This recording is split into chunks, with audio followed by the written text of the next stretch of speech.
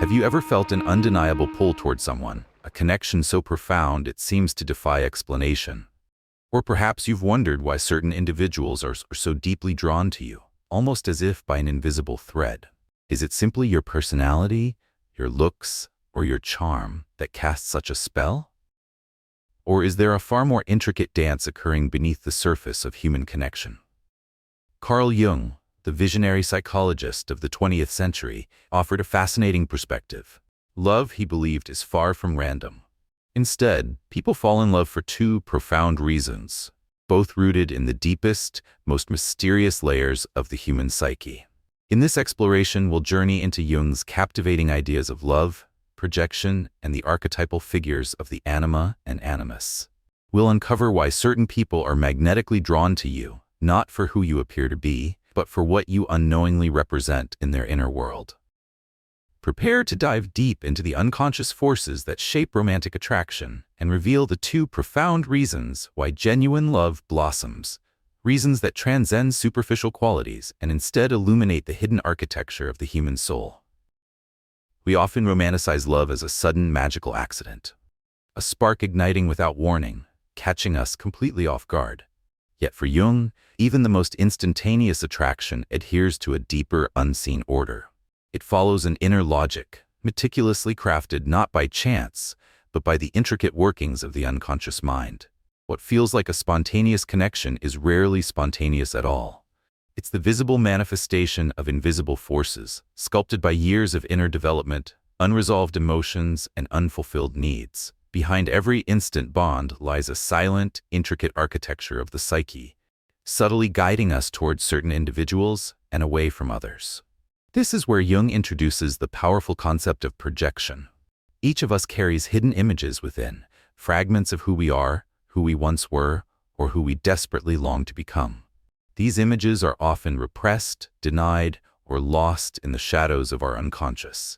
But they don't simply vanish, they patiently wait, speaking to us through the people we encounter. When we meet someone who profoundly resonates with these inner fragments, we feel an inexplicable pull, a drawing in that seems mysterious, even magical. But as Jung would caution, it's not truly them we're seeing. It's a part of ourselves, vividly reflected in their presence. Imagine a person who has spent a lifetime being cautious, reserved, perhaps even terrified of true emotional vulnerability. When they encounter someone bold, vibrantly expressive, and unapologetically free, they might feel an overwhelming sense of captivation. That feeling, that powerful draw, is far more than mere admiration. It's a deep resonance. The other person embodies something dormant within them, a potential that has been buried beneath years of suppression. The attraction is undeniably real, but the true force propelling it is the unconscious responding to what it desperately needs in order to evolve. The same dynamic plays out in reverse. Someone might fall deeply in love with you, not because of your readily apparent traits, but because you unknowingly represent something vital they lack. A specific quality, a particular emotional tone they've been unconsciously yearning for. You become the missing piece, the living symbol of a part of themselves they have not yet developed. Reason 1. You represent something they lack. It's more than just the adage of opposites attracting. It's that opposites powerfully reveal what is missing within. A deeply rational person might find themselves irresistibly drawn to someone profoundly emotional. An introvert might fall head over heels for an extrovert, and a structured soul might be utterly fascinated by someone wonderfully chaotic.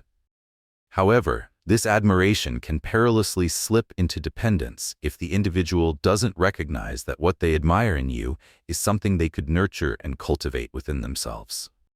They might cling to you, not out of genuine, unconditional love, but out of an unconscious need. And as soon as that need shifts, or as soon as your very human nature disrupts their idealized image, the intense attraction may simply fade away. This is the inherent danger of projection. It crafts an illusion of connection that often cannot withstand the stark truth of reality. And when that fragile illusion inevitably shatters, the love built upon it begins to crumble. Reason 2. You awaken a powerful unconscious image they've carried within. Jung didn't stop at general projection. He delved even deeper with his revolutionary concept of the anima and animus, archetypal images of the opposite gender that reside deep within the psyche.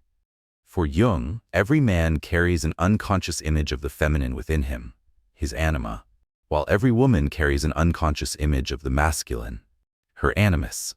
These are not arbitrary preferences or mere cultural roles. They are profound inner figures shaped by our earliest relationships, especially with parental figures, and by the collective symbols of femininity and masculinity inherited from culture, myth, and the very fabric of the human psyche itself.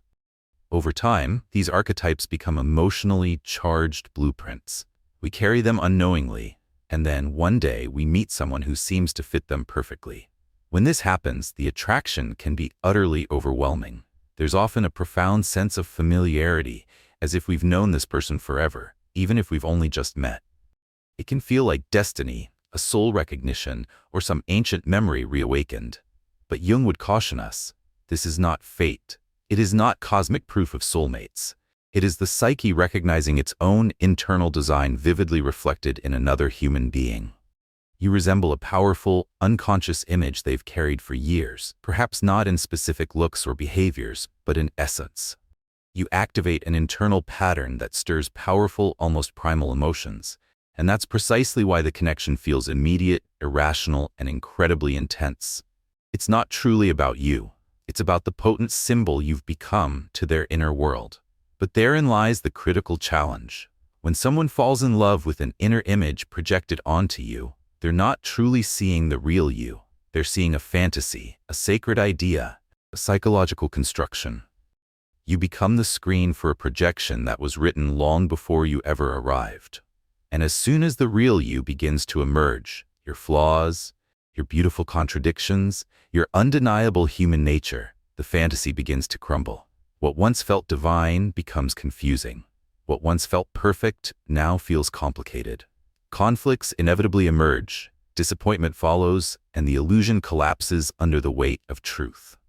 This is why so many passionate relationships begin with dizzying euphoria and tragically end in chaos. They were never built on mutual understanding, but on archetypal projection, an unconscious script desperately trying to play itself out in the real world. Yet, no human being can ever live up to an archetype forever. Despite the pain and confusion that projection often brings, Jung did not view this as a failure.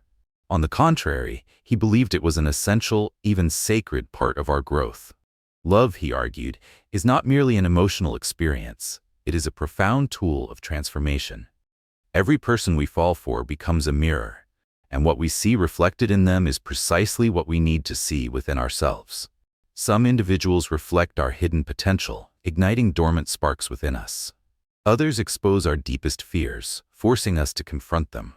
Some awaken our creativity, while others prod at our insecurities.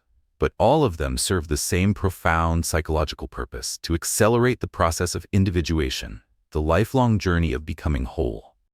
When someone falls in love with you, they may genuinely believe they are seeing something magical in you, and in a sense, they are. But the true magic lies in what you awaken inside them. You are not merely a person, you are a symbol, a turning point, a profound psychological invitation. And the same is true in reverse. The people you fall in love with, especially the ones who shake you to your core, who change you, who even break your heart, they are not random. They are carriers of profound meaning, powerful catalysts for your inner evolution.